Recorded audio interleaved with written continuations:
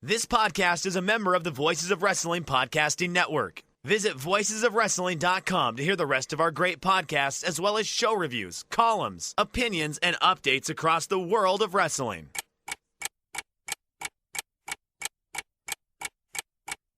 Welcome to Jumping Bomb Audio.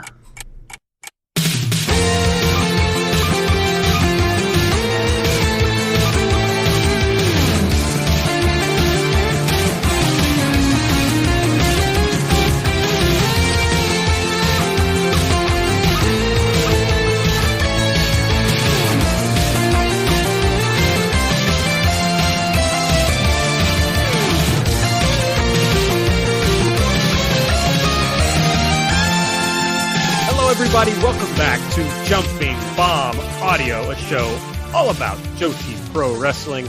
I'm Aaron Bentley. I am joined by one of my favorite co-hosts, Taylor Mainberg. How are you, Taylor? Hello. I'm good. How are you doing? At the opening of September, I can't believe it's already September 2020. Hard to believe. It's insane. I'm doing okay. I was a little caught off guard this morning by a random visit from my in-laws, and so I'm a little off my game, Taylor. Now, before we hopped on, you said that they were over fixing something. What were they fixing? Well, my father-in-law is just one of those folks who kind of always needs to be doing something. So he pulled up and saw that my the place where you hook in your hose, you know, you're outside. I guess you don't have this in like your New York City apartment, but like, imagine that you live like in Kentucky, where I do, and you have a little place where you hook up your garden hose outside, and the faucet there was dripping, and he wanted to fix that, so that was it. Was he successful? Did he fix the drip? He was not. We did not have the tool that he needed, so he has staved off the problem until he can obtain the tool and return to fix it. Wow. Quite exciting. Yeah. I mean, you love home improvement talk. Boy, this is what I'm missing, not living in Kentucky and living in New York instead of a dripping outside faucet. Well, I mean, I've got a lot more space than you do. That's really what you're missing, I think. Yes, of course. But you also live in like a huge city with like lots of stuff going on. So there's these trade-offs in life. Of course, just like with everything, like in Joshi this week, where a lot of fun things aired but haven't made tape yet. Yes, a lot. So the things airing is like living in New York. The things not making tape is like living in Kentucky. So that's what we're dealing with here. So yeah, we're gonna talk about a lot of stuff today, but a lot of more stuff happened, but we can't talk about it yet. So, because we haven't seen it. So we're going to save it and talk about it next time.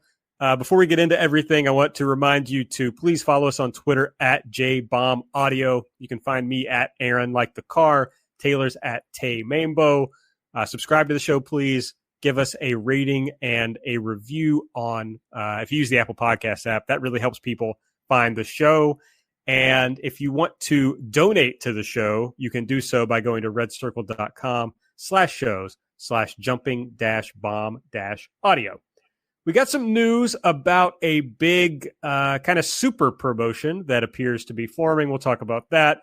We'll update you on the Stardom 5-star Grand Prix. We're going to recap the Tokyo Joshi Pro Princess Cup finals. And then we've got, a bunch of shows. Several that happened that we can actually talk about. I mean, they all happened, but several that aired that we can talk about, and then several more we'll just kind of remind you of that didn't air, so we'll probably talk about them next time. And then, of course, we'll tell you about some stuff that's coming up over the next 2 weeks. But let's get started with the big news that came out about a week ago or so. Assemble, the new promotion, Assemble. What can you tell us about it, Taylor? So it is as Aaron mentioned, a sort of super promotion that will be going on. They'll be holding a number of shows. There was some debate before the announcement was made that maybe it would be one giant super show, sort of one-off, but it appears to be is hoping to be a regular running promotion. The plan, they've said, is to hold shows every 1 to 2 months, depending on what everyone's schedules are. The promotions involved are SEAdLINNNG, Sendai Girls, Oz Academy, Marvelous, T-Hearts, which is Yumiko Hoda's group, and Pure J. Those are sort of the officially involved groups. There is also some hope that Ice Ribbon, Pro Wrestling Wave, and Stardom may become involved on a later show. They announced at the press conference that they had last week that they are going to be holding a show in October at the amphitheater at Ueno Park. A big reason for this is they've talked about to avoid, sort of as we're still in the world of COVID, that they are planning on holding or trying to hold shows outdoors to prevent any sort of outbreak. To begin with, the promotions, you think of a super promotion, you think of, there's so many cross-promotion matches that could happen, dream matches, especially with the addition of Stardom. But it appears for at least the beginning that they will be pretty divided. On the first show, it will be promotions will sort of be sending an offer match. So it will be wrestlers from promotions facing other wrestlers from the same promotion, as they try to minimize the contact between the promotions, just in case anyone is positive without knowing it. They will have different dressing rooms. The ring will be set up by a different staff, all of these things. So there's still a lot up in the air as to what will happen with this promotion, how successful it will be, what it will look like sort of once we get out of this weird time in the world.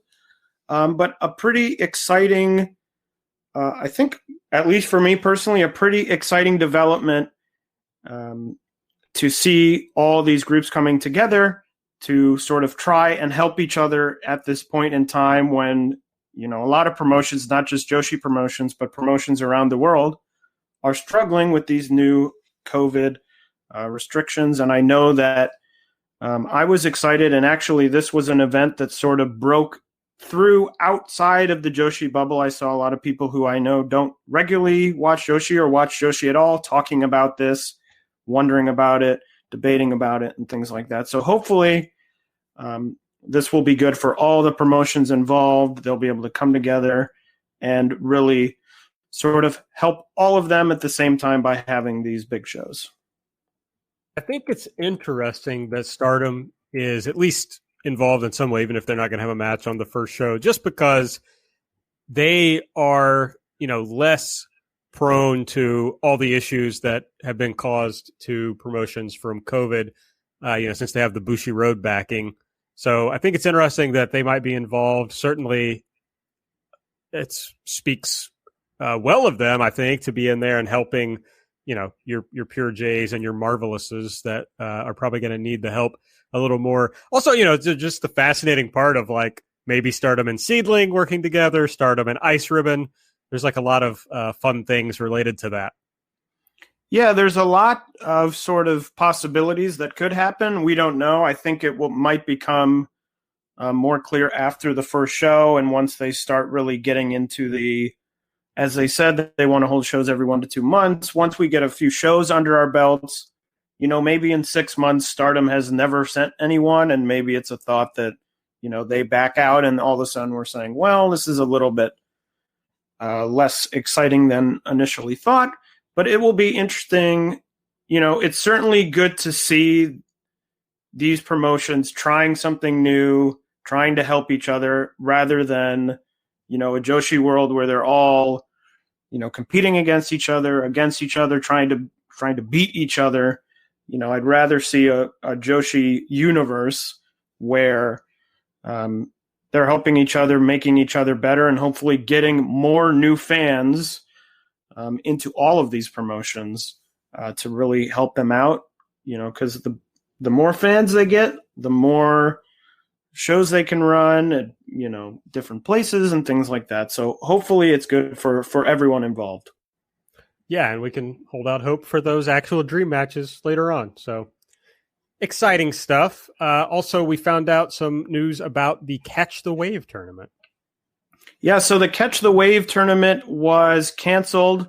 It was originally supposed to begin in August at the Korakuen show that Wave was going to have. That was canceled because of Yuki Miyazaki testing positive for COVID. Wave canceled a number of shows, including that Korakuen show where Catch the Wave was supposed to start. And I think now that there's sort of a little bit of apprehension with everyone about, having people go from company to company, because Catch the Wave, obviously, with 18 participants in it, would have to draw from a lot of different outside companies. And I think there is some worry that now they've had a few outbreaks, they're very apprehensive to have a bunch of different people from different promotions come into their promotion, because if one of them happened to be positive, all of a sudden you're talking about, an outbreak throughout the entire Joshi world, which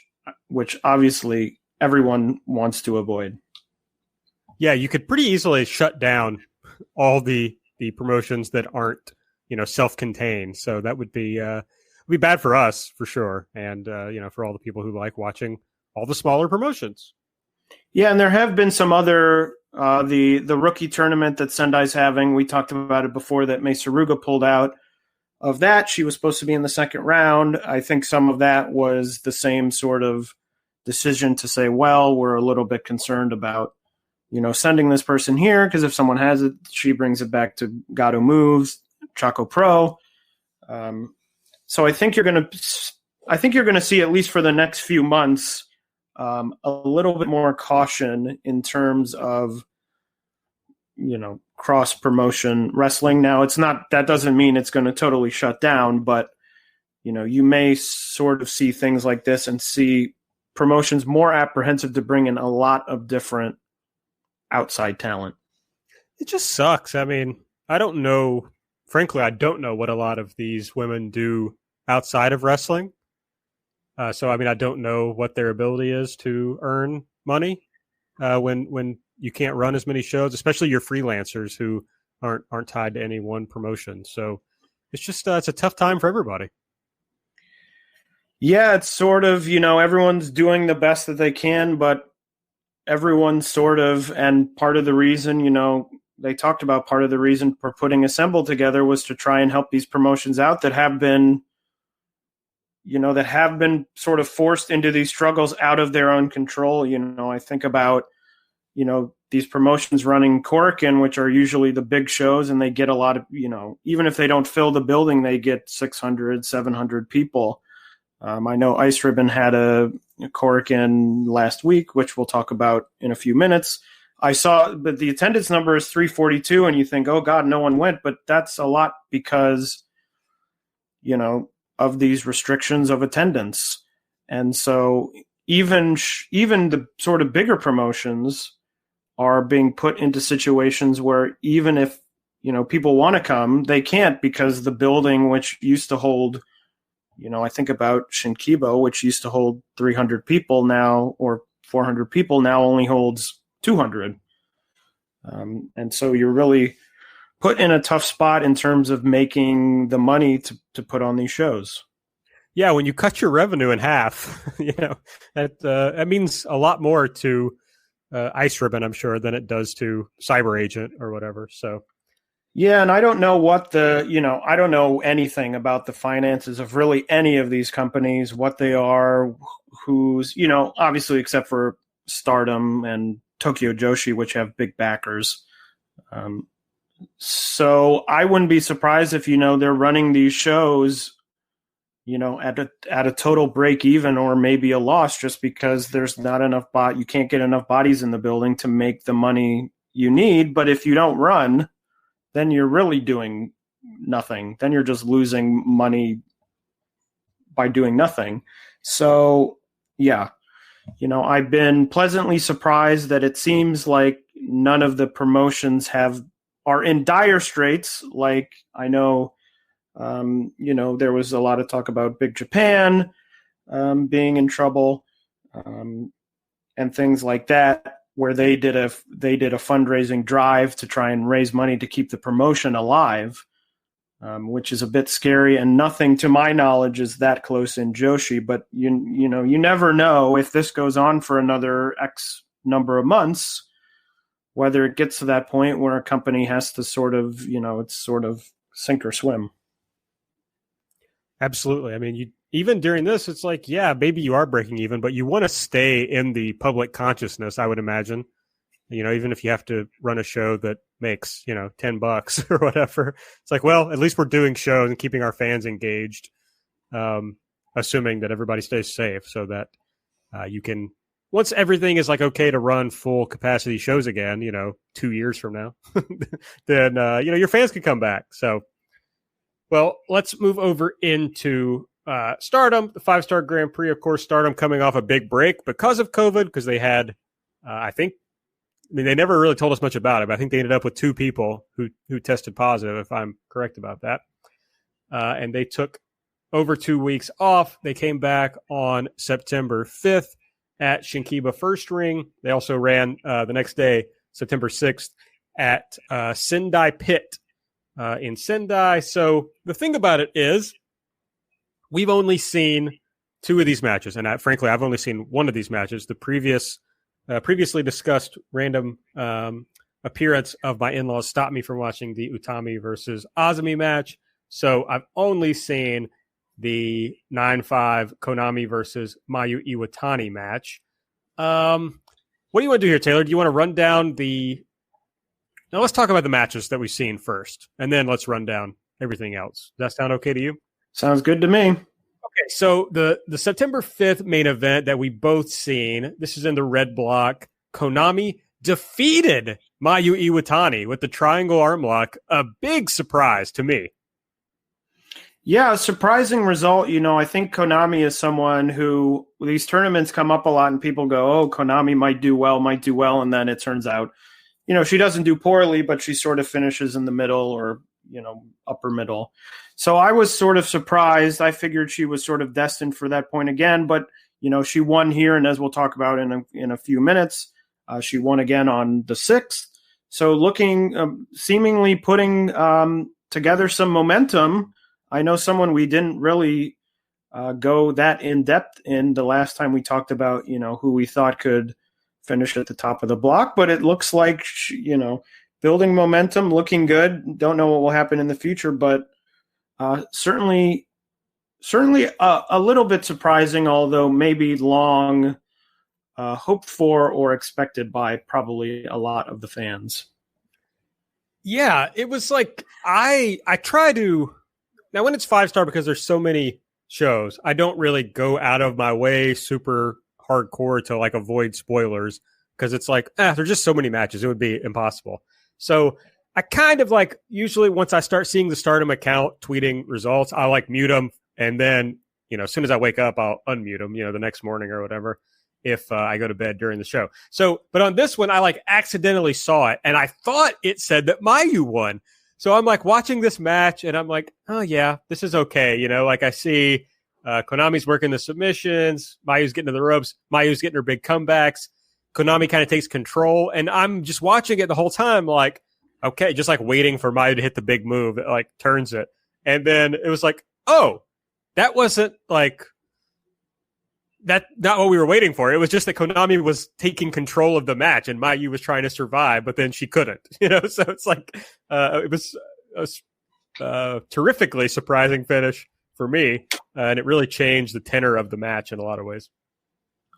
Yeah, I thought for a good portion of the match, I was sort of like, yeah, this is a fun little match. And then there was a sequence of sort of 3 things out of the corner where Konami hit a double stomp on Mayu's back and then did a something I haven't seen, sort of a hanging submission in the corner on Mayu, and then did the drop kick to the back of Mayu's head, which looked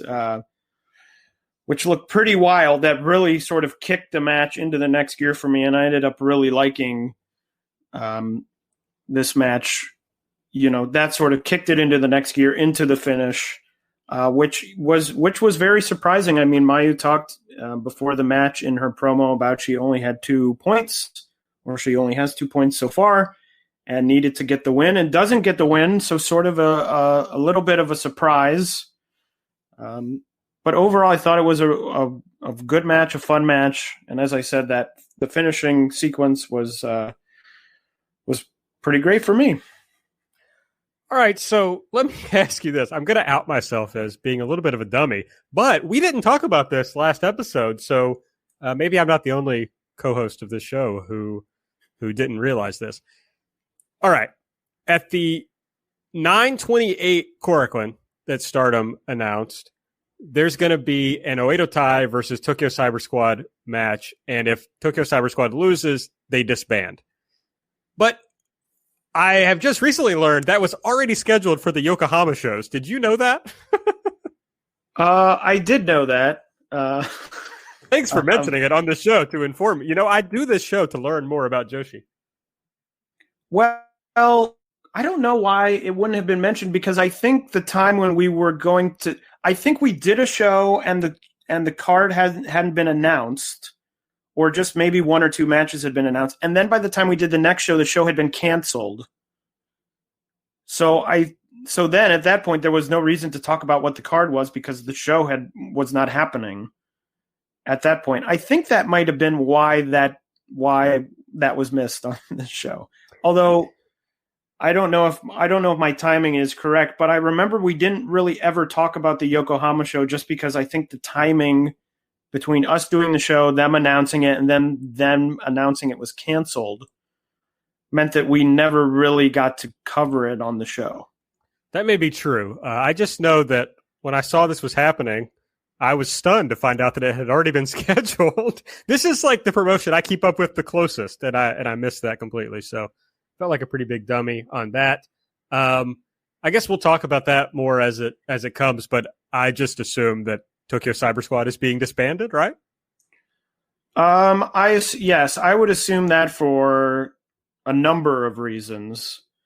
Yeah, I saw some talk that Bushiroad is going to give I'm not exactly sure how trademark works in Japan, but you know what we would consider trademarks, the Hana trademark and the Tokyo Cyber Squad trademark to Kyoko, so that she can sell merchandise if she wishes to do so. So I assume that's part of this and them being disbanded. I guess it's a good time to remind everyone, or tell everyone, if you don't know, that Kyoko Kimura has set up a pro wrestling tee shop. You can buy some Hana t-shirts, and all that money goes to Kyoko. So if you're interested in doing that, or you're looking for some way to help out Kyoko Kimura right now, that's one way you can do it. All right, well, let's move into the rest of the shows. Well, no, tell us about the 9-6 Utami and Azumi match. I haven't seen it, but I do know that Utami wins. Well, it's so funny, not to sort of guilt you for not watching it, but I watched it today or before the show, and I sort of watched it, and it felt sort of like something that sort of goes in one ear and out the other. Where I watched it, I was like, yeah, this is a match. It's happening. It's fine. And then it came to the end. Utami hit a suplex and won, and I was like, ooh, a suplex, exciting. And I thought that was going to be the move into like, okay, here we go. And then the match just sort of ended.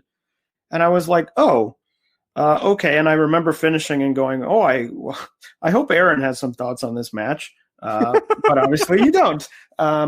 Oops. It just sort of felt like a match that was there for me.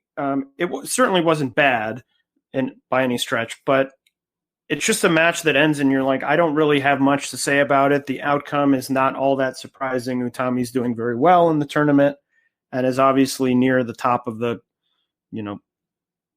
maybe not at the top, but near the top of the promotion, and is doing well in the tournament. But yeah, overall, just sort of a there match for me. I literally was on Stardom World pulling the match up when my wife jumped up and she's like, "Oh, my parents are here." It's like, what the fuck is going on? And so I was very confused, and I didn't get a chance to watch the match. I mean, it's my fault. I got up and I slept in a little because we did a live instant reaction show after All Out last night, which we didn't finish until like 2 a.m.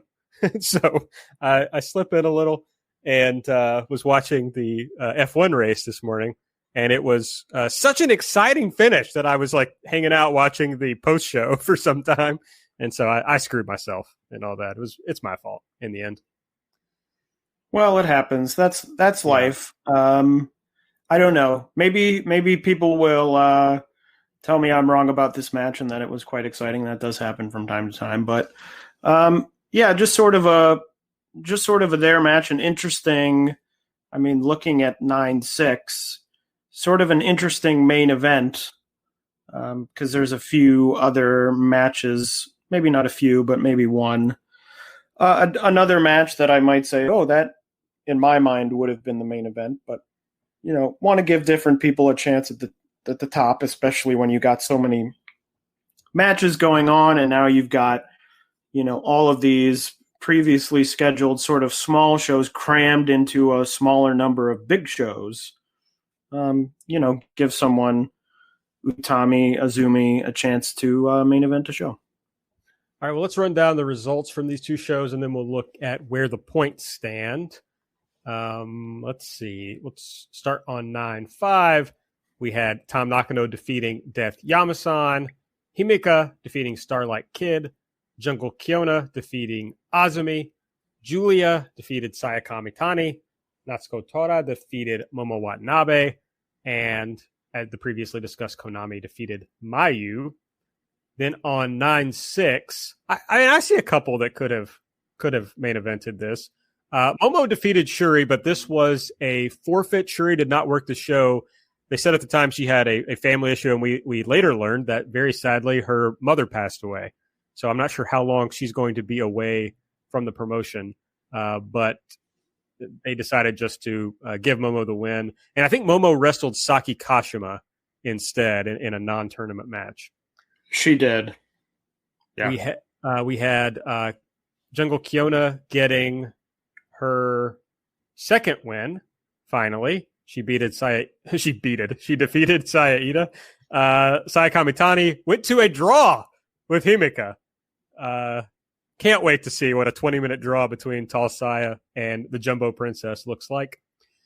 Tom defeated Starlight Kid. Natsuko defeated Maika. Konami defeated Julia. That would seem like an obvious main event to me. And yes, Utami defeated Azumi. Okay, let's look at where the points stand so that we can all kind of contextualize this rather than just like, here's a block of all the results. So in the red block, after her draw with Tall Saya, Himeka still on top of the block at 7 points. She's got Tom and Konami right below her with 6 points. Julia with 4 points. Mayu and Starlight Kid only 2 points. Tall Saya has 1 point, and Death Yamasan has 0 points. So judging, what we know now about the red block, Taylor, has this changed your mind at all about how this could end up?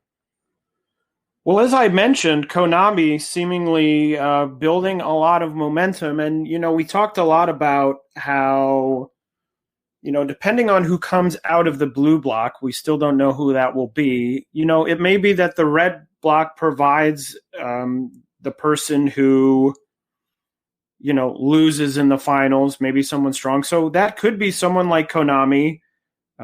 Maybe she gets to the finals and loses, and that's the sort of change she needs. If Tokyo Cyber Squad is going to disband at the end of the month, the big question would be, where do the wrestlers currently in the group go? Do they, is there some other group formed? Do they end up with some other group? Is it that in the middle of the match, one of them turns on the group? It could be, you never know. It could be Konami turns on Tokyo Cyber Squad and joins Oedo Tai, which could be, I'm frustrated because I got to the finals and I lost. Maybe she loses. Maybe not to be so positive because I've been Mr. Negative on the show, but maybe she loses to Jungle Kiona in the finals. And that's the reason to turn on her or something like that. So yeah, I think I see it a little bit different. I'm a little bit shocked by Julia down at only 4 points. I figured that she would be at or near the top pretty much until the end. I don't know. I still don't think that she was destined for the finals. but I figured with how strong she's been pushed that she would be, she'd be right in the thick of it until the last day, and then maybe, miss out by 1 point or something like that. So that's probably the most surprising thing to me in the red block. If I'm not mistaken, Mayu at this point would have to win out, and she can only get to 8 points is what I'm getting to. I'm pretty sure that's true. So, it's going to be very hard for Mayu to win. And even, Julia, I think, can only get to 10 points. So I think I predicted that Himeka would come out of this block. So I still feel pretty good about that. The draw with Sayaka Mitani, I assume, will loom large later. But I haven't looked enough at the upcoming matches to have a strong sense of how I think that's going to end up screwing either her or somebody else. But I think it's interesting. And yeah, everybody on top here, Himeka, Tom, Konami, kind of fill that role of your somewhat surprising person to make it to the finals who can lose to your eventual winner, which is still how I see this playing out. Yeah, to me, I guess the draw reads as Himeka is going to end up 1 point short of someone. I don't know who that will be. It could be Tom or Konami, who are very close. That's how it reads to me, doing a draw. You don't see a ton of draws in tournaments like this, round robin tournaments like this, and I feel like usually draws like this factor into the end as, oh, you missed it by 1 point, rather than, oh, you ended up 1 point over someone below you and got into the finals. Well, interestingly, Himeka, her last night match is with Konami. So you can certainly see that being, the decider in this block. Yeah. Tom's last match is with Mayu. So they would really have to do some magic for Mayu to still be in the mix at that point. But yeah, at this point, it certainly seems possible that it's going to come down to that Himeka Konami match. In the blue block, we have Utami leading the way with 6 points. This block's still pretty wide open. Utami's leading the way. Maika, Shuri, Momo, Kiona, Natsuko, all on 4 points. Azumi on 2 points. Saida, all by her lonesome with 0 points. So anybody can still win the blue block. Yeah, and of course, one question you have, Momo winning that Shuri match by forfeit. Now, that could have been in the plans, and then all of a sudden nothing's messed up, and you just sort of keep going. If it was meant to go the other way, then Momo has sort of become deceivingly sort of in the mix, where if she would have lost, she would have been at 2 points, having it look a little tougher for her to win the block. But hard to say, don't know. But yeah, it just looks to me, from looking at the names that are closer to the top here, it seems like the winner, and I think we said this last show, the winner is going to come out of this block, the winner of the whole thing. Yeah, I'm still on Utami and Kiona as your most likely winners. I still think Utami is the most likely winner, although I feel dumb because I'm saying the people in the lead are going to win. but nothing has happened to really put me off of that at this point. Yeah, but it certainly seems like the block that is going to come down to, there's probably going to be, in the red block, it feels like the Konami Himeka match is going to be sort of the one match on the last day that it's like, this is the match to pay attention to. Where on the blue block, it seems like there could be on the last day multiple matches to look out for to see who's going to come out of the block. Utami finishes up with Shuri and Kiona finishes up with Momo. So those both kind of interesting at this point. I don't know. When Momo lost to Natsuko, that signaled to me that, Momo was not going to be a factor in this. And, maybe she was also intended to lose to Shuri. It's hard to say because it seems to me like that Utami Shuri match is intended to be, very important. Hopefully, obviously she should deal with her family things first, but hopefully Shuri can get back quickly enough that they can figure out how to book their way around whatever they were intending to do.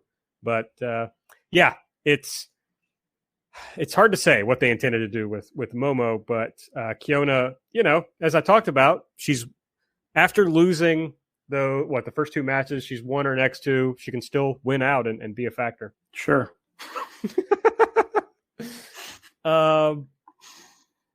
Okay. Do you want to look ahead in Stardom, or do you just want to? We'll talk about that when we look at upcoming shows. Well, let's look ahead, just because we're sort of in it now. Yeah. Just so we don't go away from it. And there's quite a lot of the list of matches that are happening sort of in rapid succession is quite daunting. I said to you before we started recording, I'm sort of surprised that they have we didn't discuss the non-tournament matches that happened on the last two nights. It's sort of surprising to me that they're doing any non-tournament matches with so many tournament matches now crammed onto these shows. And I apologize for, I don't apologize, but I'm going to plug my own thing right now, which is I do daily audio updates about 5-star, whatever they post that day I talk about on the Everything Elite Patreon, patreon.com/Everything Elite. So if you want to hear updates, pretty regularly, I'm going to do one on Monday to cover what they've posted over the weekend. And then I would assume, based on this, the fact that they have two shows on the 12th, one show on the 13th, I'll be doing daily updates for basically the rest of my life until this tournament's over. So let's look at just big shows on the 12th. Jungle Kiona versus Natsuko Tora, Utami versus Saya Ida, Azumi versus Shuri, Himika versus Death Yamasan, Tall Saya versus Tom, Starlight Kid versus Julia, Mayu versus Death. So, that can't be true because I just said some people twice. Because I just said Death twice. Oh, you said Death twice. Does she have two matches? Because I know we were talking before we started about how some people have two matches on the last night now, that they mix things up again. Is that the only name you said twice, though? I think it might be. Yeah, I think so. No, I think it's true that Death just has two matches. Yeah, I think that's correct. I guess with Death, you just think, well, not. I mean, this is not a spoiler, but not a contender to win this. This tournament, but so I think she's eliminated. Actually, at this point, I think she's mathematically, yes, because she has 0 points. I think she can only get 6 points, and Himika has 7. So, yes, very true. Yeah, so just give her two matches. It's a bit strange looking at these to see people with two matches on the same night, because that's they were obviously sort of put in a bad situation with the shows being canceled, but it is a bit strange to see people wrestling twice in one night in a round-robin tournament. That sounds very tiring. Yes. But yeah, the Kiona Natsuko match is obviously very important for her chances. And then, you see whether Julia gets on track. So there's some interesting stuff in the day show. The night show, this is my shit. Momo versus Utami. On the night show, Kiona versus Maika, Saya Ida versus Shuri, Himika versus Mayu. That's a big match. Death versus Tall Saya, and Starlight Kid versus Konami. So there's a lot of fun stuff on the 12th. Yeah, I mean, we talked about, they've been put in a bad situation with these shows, but one positive about these shows is now the few shows that we do have, we're talking about four shows, even though two of them are happening on the same day. I mean, these are now stacked shows. I mean, they should totally, sell out all these shows will probably sell out, because these are like a number of matches that probably in the regular world, as they did, you would spread out over a bigger number of shows. But now, you're really sort of getting super shows here from Stardom. Yeah, and you're getting them in Fukuoka. I mean, how many times do you think they've gone to Fukuoka and done shows with this level of card? Yeah, probably not often, which is probably another reason why it will. I haven't looked at the ticket sales even, but I would not be surprised at all if they were already completely sold out. Yes, the good people of Fukuoka will really get a nice show here. So That'll be exciting. And then there's the big Korakuen show on the last night, but we can preview that one more. I think we won't do a show before that happens, will we? Damn. We won't. No, we'll do a show the day after. Wow. So it is good. We'll get a lot of Stardom. We'll cover a lot, 3 shows worth of Stardom, which we haven't gotten because they've seemingly figured out our schedule and planned their entire promotion around doing shows the day before we record.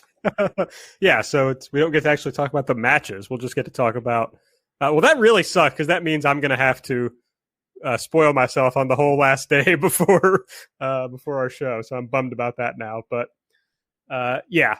Well, anyway, a lot of good matches coming up from Stardom. I hope you'll come check out my daily updates. But there's going to be a lot to talk about.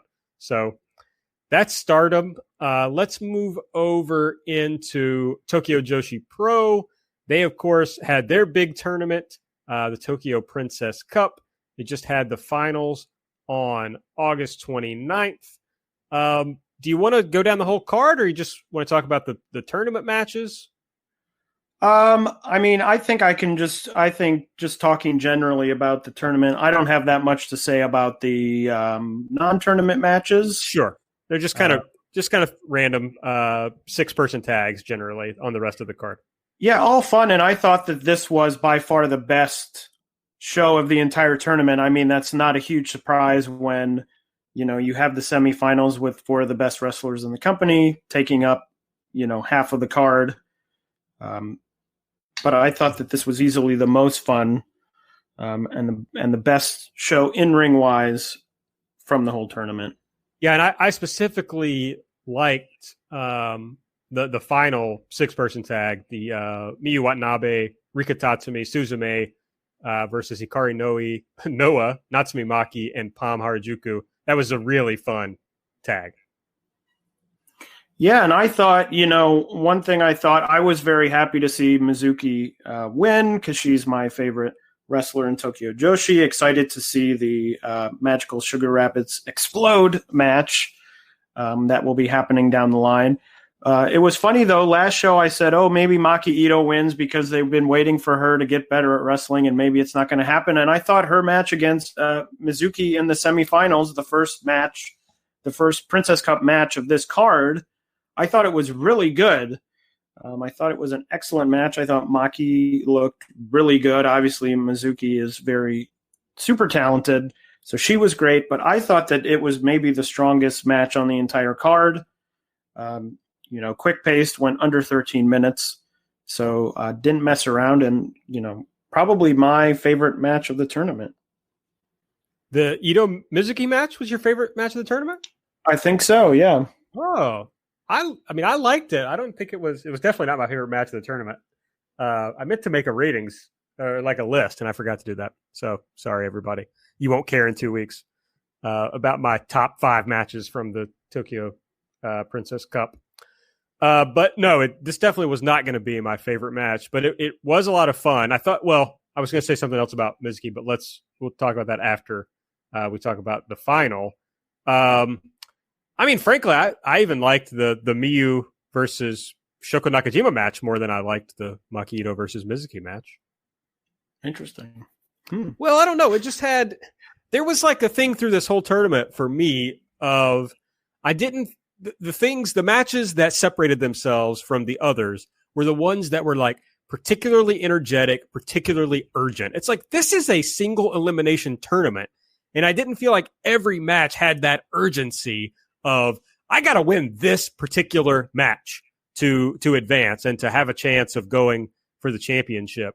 And so the match with Miyu and Shoko, I thought had that urgency. You could really feel like how important it was to both wrestlers. And so, I don't know. That's kind of what separated a lot of these for me. I mean, I think sometimes the way Stardom does, like the Cinderella tournament where they do like the 10-minute, I think it's a 10-minute time limit match. I think that kind of speeds up. It kind of arbitrarily manufactures that urgency.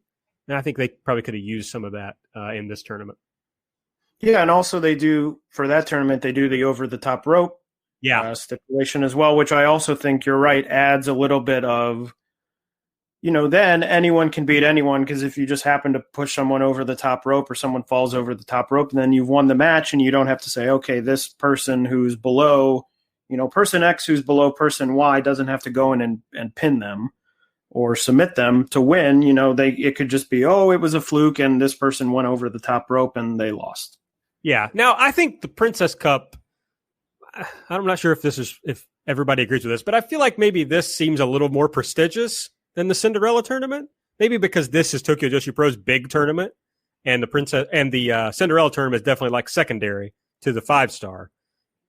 So I'm not sure you would want to add the over the top rope to this, but I do think the shorter time limit and just adding a little more urgency would have been helpful. Yeah, and I will say that I talked about you can get upsets, but really looking at this finals, you're not looking at it going, so-and-so, I would have never thought that, you wouldn't say, I would have never thought that Shoko Nakajima would be in the finals. Of course, these are sort of 4 people who, if you looked at the bracket and you said, who do you think would be in the final 4?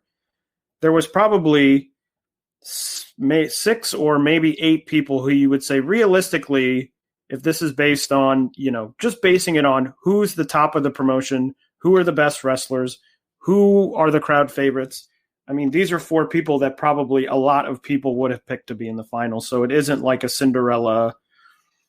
Well, I was going to say it isn't like someone's making a Cinderella run. I mean, that's sort of in the general sense, not in the Stardom sense of the Cinderella tournament. So, yeah, they probably don't need that, because they don't need that sort of out to get someone unexpected into the finals. At least they didn't this year. But, yeah, I think shortening the time limit, I think would definitely add excitement. Well, it's also not yet as deep of a roster. You can see it happening for them, but they have, as we've talked before on the show, they have like a very clear top tier, and then there's a lot of people below that. So kind of makes sense in this thing for your best wrestlers to be the winners. I mean, Yuka Sakazaki was someone else you could have imagined in the Final Four, but of course she's the champion. So this made sense. Built to Mizuki versus Shoko Nakajima for the final. This is, I guess, a boring chalk pick, but frankly, I thought this was the best match of the tournament. The most urgency, the most intensity. It was the best crowd reaction of the tournament. After sitting through All Out last night, I was reminded a lot of how important a good crowd is, and they got it in this match. Just felt like a fight, which is what I like to see in wrestling. So this was a match I really liked a lot. As Taylor mentioned, Mizuki won and is your champion. Well, the champion of the Princess Cup. Not the champion. It's another word for that is the winner. Yes. If you will. The winner of the tournament. Yes. Yeah, good pick. As I said, Mizuki is my favorite wrestler in the promotion. I think that she's actually pretty underrated, sort of in the Joshi world at large. Certainly last year, the Magical Sugar Rabbits tag champion run, I think in a more just world where Joshi sort of receives the mainstream coverage that all other wrestling seems to receive. I think the Magical Sugar Rabbits would have, if not been the tag team of the year, been certainly up there in contention for tag team of the year, as they had that run where they seemingly went out every show and had 4-star matches. So excited that she won, excited for the future title opportunity that she will receive, because I'm sure that match will be very, very good against Yuka. So all in all, very pleased with this tournament. Aaron, what are your overall thoughts on Mizuki winning and the tournament in general? Well, the tournament overall, I mean, I kind of just talked about some of my issues, but overall, I thought it was a lot of fun, easy to watch, easily digestible for me. I kind of I watched 2 or 3 of these shows live, so it's easy promotion to watch live because they aired about 11 p.m. I think Eastern time. So that was nice. And Mizuki winning, I think, is great. Friend of the show, Matt SDL, commented after we were talking about the biggest star in Tokyo Joshi Pro, and he was telling me that Mizuki has the longest merch lines in Japan. he was saying Mizuki is probably the biggest star in the promotion in Japan. So I think it's really interesting that you have a chance now to take someone who the fans are already invested in and, cement them on that top rung of the promotion. So it would make a lot of sense to me for Mizuki to come through this and win and, find herself in that top tier we've been talking about. It's interesting to me that they're holding this match off until November. Like, that seems like a long time before this match is going to happen.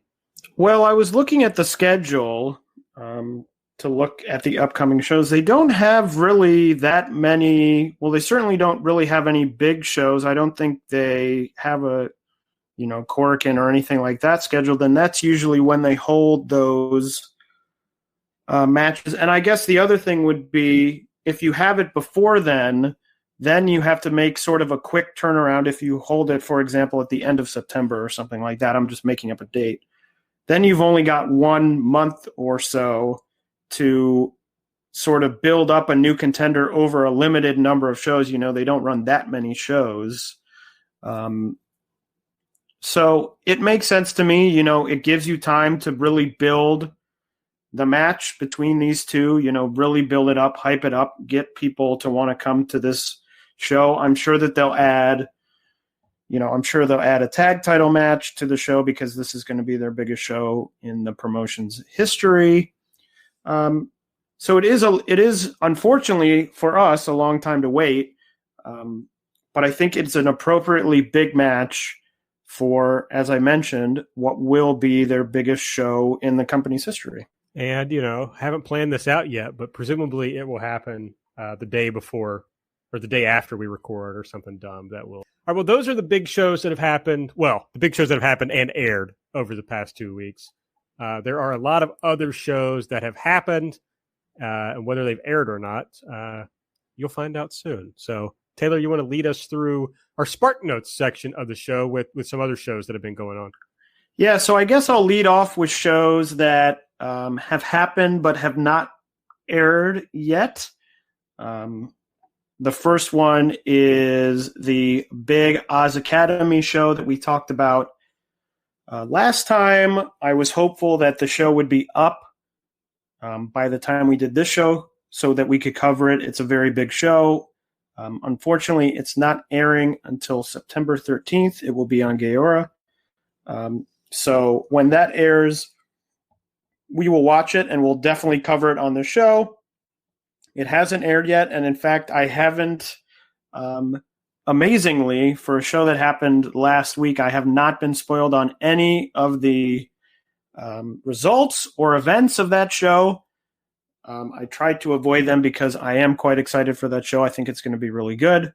So we will cover that next show after it airs. The big Diana show that had the return of Seri, had the Diana title match and the tag title match.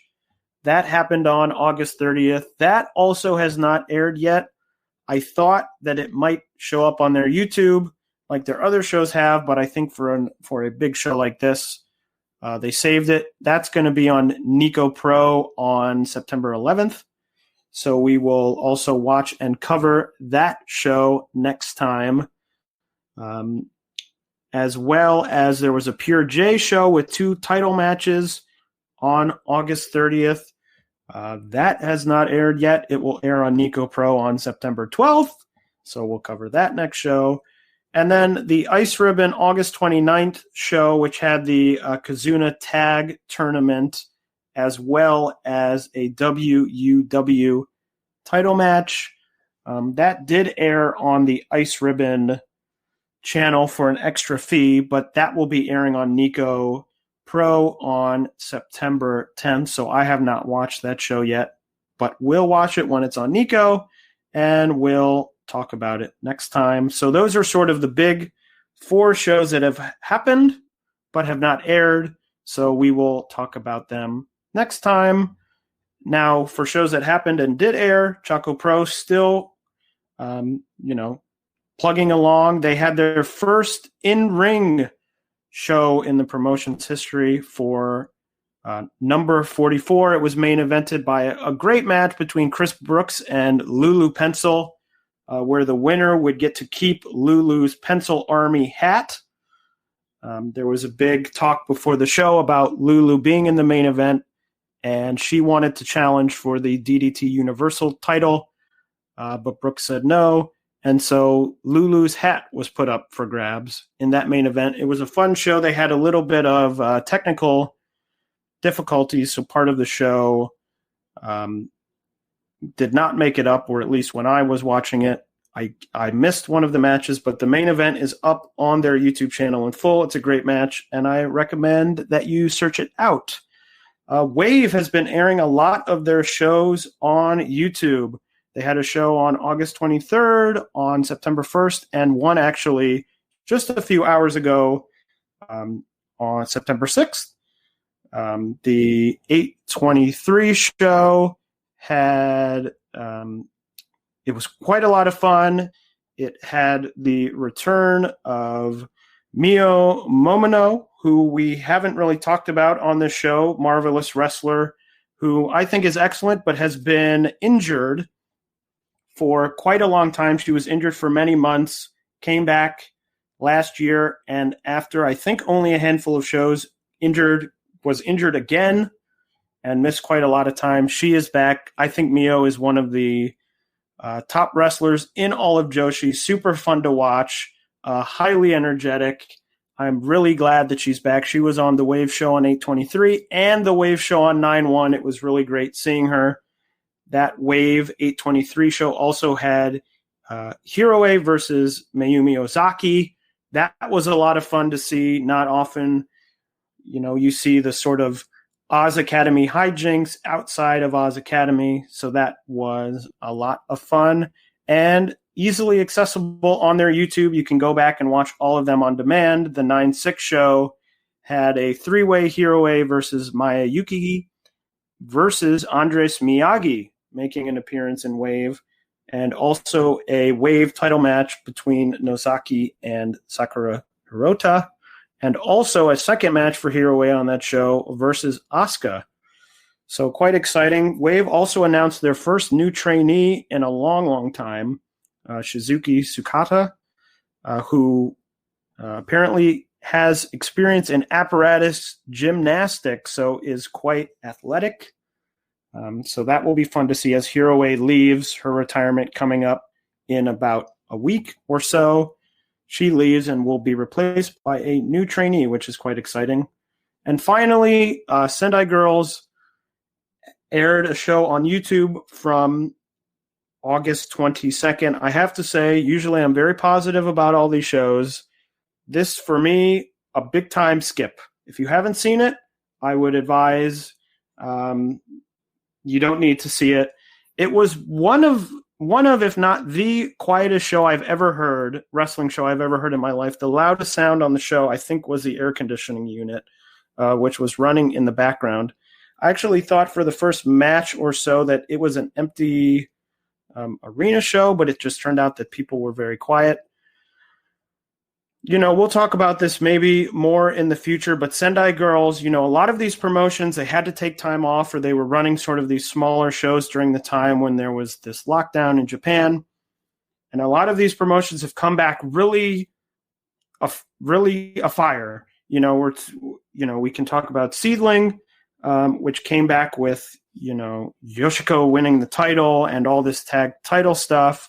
We can talk about Diana doing big things with Seri coming back, Pure J having all these title matches, Ice Ribbon with the Suzu Suzuki title win. A lot of exciting things happen, and it feels like Sendai Girls has come back, and it's sort of just been, hey, let's put on some cards with some wrestlers on it and go out there and have, sort of just a show, and that's it. And I think Sendai Girls still very much operates in the world of, if we just sort of put on fun shows, people will follow us and like us because we've got some fun wrestlers. But I think a lot of promotions across the world of Joshi are upping their game in terms of, the types of matches they're presenting, storylines, things like that. And I think, in a way, Sendai Girls is being a little bit left behind in that aspect. So something to look out for in the future.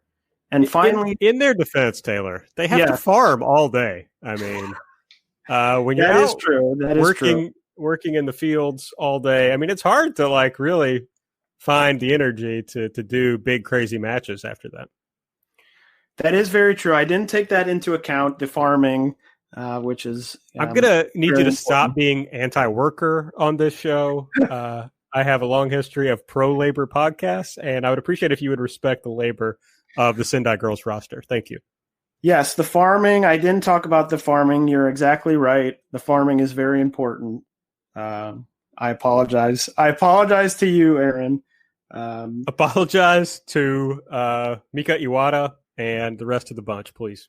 But I'm hoping maybe for future shows, maybe they could do like an hour less of farming and do slightly better and more interesting shows. Why can Mika Iwata farm, but she can't wrestle?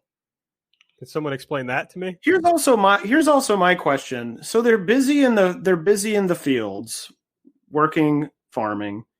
Does that prevent them from thinking up running any storyline in any of their shows? Well, I think that predates the farming, really. It's like Mako's like, oh, I'm so tired. I can't even think right now. I can't even. What's the matches? Okay, who do I have? Okay, you against you. You. Okay, great. I think that's why people got so worked by the Shuri Chiro Hashimoto thing. They're like, they've never seen a story in Sendai Girls before. So they're like, oh, it's like the meme of like the guy with the butterfly, you know, that's from some anime that everyone who watches anime is like laughing at me right now. But it's like anything happens and people are like, is this a storyline? But it's not. It's Sendai Girls, baby. Nope. The storyline is this person has the title. When will they lose the title? Probably before they should. Probably it'll be Chiro Hashimoto and she'll lose it. And then that person will lose it the next time they wrestle Chiro Hashimoto. That's right. Oh, what a great story. I mean, I do love Sendai Girls, so I guess I'm making fun of myself here for enjoying it. Yes, I'm not surprised that you hopped in to defend them. As I, for really the first time ever on this show, went very negative. Yeah, and I couldn't stand for it. You know, and I will say this: they have a great. It's partially born out of frustration because they have a great roster. I mean, they have Hashimoto, they have Dash Chizako, they have Mako, they have they have a lot of talented people there, and you watch the shows and you're like, these people could be doing very exciting things. If you gave me anything that was more than just like, oh, here we go, we're doing another 6-person tag main event with the sort of the same 6 people, just reshuffled onto different sides. Do one storyline, and we'll talk about it in a second because I'm going to talk about the SEAdLINNG show. Because SEAdLINNG has been a really great example of they're not doing rocket science here with these things. Their storylines are not complicated, whatever, but they're something that hooks you in besides, oh, here's 5 matches that, with wrestlers that you've seen and you may enjoy them. There's a little bit extra to it. And a lot of promotions, obviously Ice Ribbon always has storylines all over their promotion. So that's a little bit different. But, the addition of ChocoPro, which has storylines they're adding in. I mean, it's not I feel like, not to be sort of a brat, but I'm not asking for a lot. I'm not asking for, a 10-year backstory storyline. I'm just asking for, give me a title. I don't even remember when the last time the title was defended. It might have been the second Shuri match earlier this year, I think, right? That sounds right. But they didn't run a lot, Yes, so. To be fair, they haven't run. But yeah, I think that's my, I'm very happy. I'm very glad that they have put a lot of stuff on YouTube. It's been very easily accessible and easy to see. I'm always grateful for the promotions doing this, especially during a time when a lot of them, as we mentioned, are struggling for income. But yeah, just really wish. I mean, I also think it's an atmosphere thing where the atmosphere of the show also sort of sucked when you don't hear anything except sort of the wrestlers in the ring and the air conditioning unit, it's hard to really get fired up about what's happening. You were, I believe, right that the last Sendai Girls World title match was against Shuri. in March. But is this true? The last one they have before that was Hashimoto versus Sarai in October of 2019. Have they literally only had? Are we coming up on a year and they've had 2 title matches? That can't be true, right? I think it might be true. Now, to be fair, as you mentioned, they didn't run shows for about 5 months. Yeah, but they were running shows between October and March. Well, didn't they run the first series match was in that was a non-title match. Oh, yeah. For some reason, I thought that was for the title, but then yes, you are correct. In 1 year, they've run 2 title matches. That's insane. Yeah. Wow. So. Thank you you started against me, and then I slowly worked on you, and now you're on my side. It's so funny going back through their champions, because it goes Hashimoto, Aja Khan, Hashimoto, Hiroyo Matsumoto, Hashimoto, Ayako Hamada, Hashimoto, Sarai, Hashimoto. Literally, she is every other champion. Yeah, the title and the tag title history is even more sort of bizarre, with people winning it and holding it for like 200 days, but not having any defenses, and then losing it on their first. The whole thing is very strange to me, because it seems like it feels a little bit like, Sendai Girls was one of the first promotions to be born during the quote-unquote dark times of Joshi in the mid-2000s, where I think part of it was just like, hey, we're presenting Joshi and not a lot of places are, so you should come watch us. And they had people, they had Mako, who obviously has a following and is very well known. And it just feels like we're now at a point where Joshi is, we have Assemble happening, as we talked about. We have promotions, Gato Move doing ChocoPro during this time and really doing a lot of things. SEAdLINNG really growing very fast after now it's their 5th anniversary. And it just feels sort of like Sendai Girls is still stuck in the mode of, oh, there isn't a lot of Joshi to see, so just come watch us wrestle some matches, and that will, satisfy the audience's itch to watch Joshi wrestling.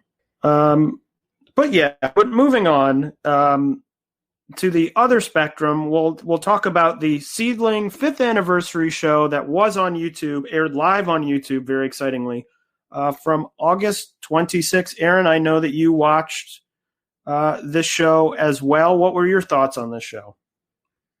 I mean, this just shows that I'm very dumb, which I think I've said 3 times on this show so far. It's just true. I don't know. They got me hyped up. 5th anniversary show. I'm like, gotta watch this immediately. Turned it on, and it was just like a good little show that perhaps if I hadn't gotten myself so hyped up for it. I mean, I knew, I could obviously look at the card and see there weren't like big, huge title matches on there, but I just thought like the working level would be a little higher.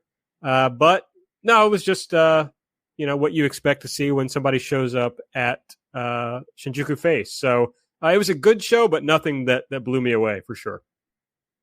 Well, I'll say that I really loved the opening and I loved the main event. I went 4 stars on both, so I actually thought it was very good. Now, SEAdLINNG is my favorite promotion, so I'm a bit biased. But I thought it was a fun show that I think sets into motion. As I mentioned, they're doing they were a promotion that for many years was sort of this, dream match promotion, or they would bring in people and Nanae would wrestle them, great Sasuke, and things like that. Now they've sort of started bringing in, it started with the titles. They've started bringing in stories. Now they're sort of doing these. They have a big tag title story running with a bunch of teams, sort of vying for the next shot at Yoshiko and Hiroyo Matsumoto. So I think it was a lot of fun. I would sort of agree with you, Aaron. If you went in expecting sort of a Korakuen level blow away show, you might not have gotten that. But I think in ring it was very good. And obviously the big news coming out of the show is the return of Sareee to SEAdLINNG. Quite shocking. When she was originally with the promotion in its founding and left after a few years, and the reports were that it was not exactly a friendly split. WWE had come to Japan and asked her to be in the first Mae Young Classic, and SEAdLINNG had said no, that she couldn't go, and they wouldn't let her go. I think some animosity formed. She wanted out of SEAdLINNG, and I believe the company that backs SEAdLINNG is the same company that backs Diana, and they said, well, you can't leave. You can only leave SEAdLINNG if you then go to Diana and work in Diana. That's what she did. She ended up working in Diana up until the time when she was supposed to leave for WWE, and then obviously didn't. So I have to say, I was watching the show, and they opened with the package of sort of the history of the promotion, and I did notice while the package was airing that they showed Sareee quite a number of times, which sort of caught me off guard because they haven't totally scrubbed her from the promotion or anything like that, but she's not often mentioned in sort of the history of the promotion. So that sort of raised my antenna. And then obviously at the end of the show, she came out to confront Yoshiko for a title match, hit her with a bouquet of flowers. They cut promos on each other, and they will be having a title match at the end of September. So that I am very much looking forward to. Yeah, I couldn't agree more. I mean, it got me fired up to see that match. They're doing it twice, right? They are. They're doing a non-title singles match, and we'll talk about that in the upcoming shows. And then they will be having a title match at the end of the month. So, I have a feeling that this is Sareee has limited time. Get her in, get the matches out there, draw the fans in, and then she'll go on and either leave SEAdLINNG to go in other promotions or to finally head to WWE. Although I got to say, no reaction to Sareee coming out. Yeah, it was quite surprising. I don't know if it was because it was a limited crowd or because of the way that, she sort of left the promotion. I don't know if it was fans going, oh, this person who sort of left the promotion while it was still growing is back. I don't know the reason behind it. But yes, I was quite surprised. I actually rewound thinking I had missed the reaction to her coming out. It turned out I hadn't missed the reaction. It was just there were a few claps. That was really it, which was fairly surprising to me. And she's like, sorry, days? Like, anybody? Hello? Very funny. But yeah, I mean, I agree with you that the opener and the main event were both quite good. That I don't really like that style of match in the opener. It's not my favorite style of match, but I thought this was like maybe the best version to me of that style of match, something that I really liked. So yeah, I agree. I just, I don't know. Your big SEAdLINNG shows, your main event is going to be like a 4.5 star match. It's going to be like a match of the year contender. And you didn't really have that on this show. Yeah, but I guess that will lead us into the upcoming shows, because the first thing we already talked about, obviously Stardom has a lot of 5-star shows coming up, but SEAdLINNG, their next show is at Shinkiba, and it will be that first Yoshiko versus Sareee match, which will be non-title. I believe it's a 20-minute time limit, so they may end up going to a draw, or maybe Sareee wins to give a little bit of doubt for the title match. The other big match on that card is going to be the team of best friends, Arisa Nakajima and Tsukasa Fujimoto, versus the Max Voltage team of Ryo Mizunami and Miyuki Takase. These two teams had a sort of face-off at that 5th anniversary show, both claiming that they deserve the next shot at the tag titles. So this will be a number 1 contender match for those tag titles. Tokyo Joshi has some shows coming up on September 12th, 13th, and 21st, but to my knowledge, nothing has been announced for those shows. I don't think there's going to be anything major happening on those shows. Sendai Girls is going to be doing, I guess this is, maybe I'm eating my own words and within minutes, but they will be running the rookie tournament semifinals and finals on September 21st and 22nd. One thing to note about that is those will be on a pay-per-view system, Zyko. So each show will be 2,500 yen, which is about $25 each. And they have announced that those matches, those shows will not be going up on YouTube. So that will unfortunately be the only way to watch those Sendai Girls shows. There are a lot of promotions. We talked about before, Ice Ribbon has their own Nico channel where their shows are an extra cost. Sendai Girls running these shows that are not an extra cost, but require some payment to watch. I think a lot of promotions are trying to do these sort of pay-per-views to raise some extra revenue that they're losing because there's less people in the venue. So we'll see how all of that works out. Ice Ribbon has two big shows coming up in Skip City on September 13th. The tag champions Hiragi Kurumi and Mochi Miyagi will be defending their titles against Akane Fujita and Asahi. So that should be a good match. And then their next Korakuen show is on September 20th, Ribbon Nights 2020, which will have two big title matches, Risa Sera versus Suri for the Fantastic Ice title. The gimmick this time, as I think we've mentioned in the past, this title is sort of like the DDT Extreme title where it's a different stipulation for each match. This will be a no ropes lumberjack match. So that will be interesting to see. I don't know that there's ever been a no ropes lumberjack match. So that will be fun to see. And then Suzu Suzuki will make her first defense of the Ice Ribbon Infinity title against Sakushi. That should be a really fun match. Diana has a show on September 13th, but they don't have a card announced yet. And finally, a few more shows. ActWres Girl'Z has a show on September 16th, which will be headed by a number one contenders match for the ActWres Girl'Z title between Misa Matsui and Kakeru Sakaguchi. That should be a really fun match. The winner will go on to take on Miyuki Takase at some later date for the title. Either one of those winning, I think, would make for a great title match. So that should be a fun show. Marvelous announced September 11th, Rin Katakura is returning her first match after 15 months out injured. For those of you sort of newer to Joshi, Rin is really great.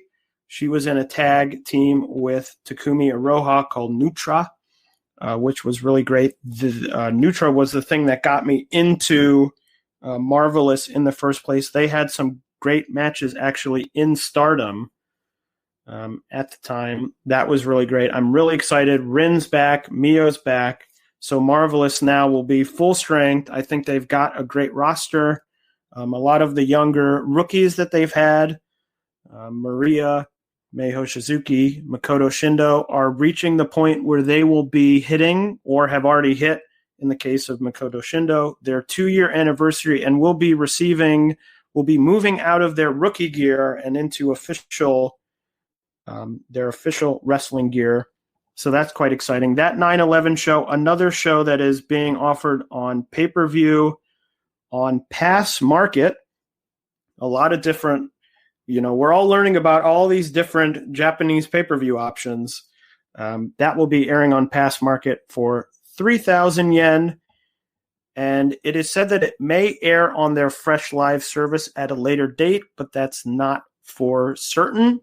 So if you want to see that, I would recommend you can go to the Marvelous Twitter account and find all the information about purchasing that show. They made it so that international fans can buy the show. There was initially some confusion about that, but they've sorted that out, and you should be able to buy the show. And finally, the last show is Wave has a show September 18th at Korakuen Hall. Now, this is supposedly going to be Hero A's retirement. attempt number 3, as her first 2 retirement ceremonies were canceled for various reasons. Hopefully this one goes off without a hitch and will be main evented by Hiroe and Nagisa Nozaki against Kaori Yoneyama and Miyuki Takase. So once again, we're definitely back in the swing of things with Joshi. A lot going on. We'll have a lot to cover next week with all of these shows, as well as the shows, as we mentioned, that happened last week or the week before that will be airing in the next 2 weeks. So exciting times. Yeah, we'll see what all is on tape by the time we record again so that we can talk about a lot of it. There will also be, the 5-star Grand Prix will be over the next time we record. So I'm sure we'll talk a lot about that. And that should cover basically what we're going to talk about on the next show and what we had for this show. So I'll just remind everyone that you can follow us on Twitter at JBombAudio. I'm at Aaron Like the Car. Taylor is at Tay Mainbow. You can subscribe to the show. Please give us a 5-star rating. Give us a review on the Apple Podcast app. And if you're feeling generous, you can donate to the show at redcircle.com/shows/jumping-bomb-audio. Anything else you want to add, Taylor? I think that's it. I think we covered it all. Okay, well, I guess that's all, and we'll see you in 2 weeks. Bye-bye.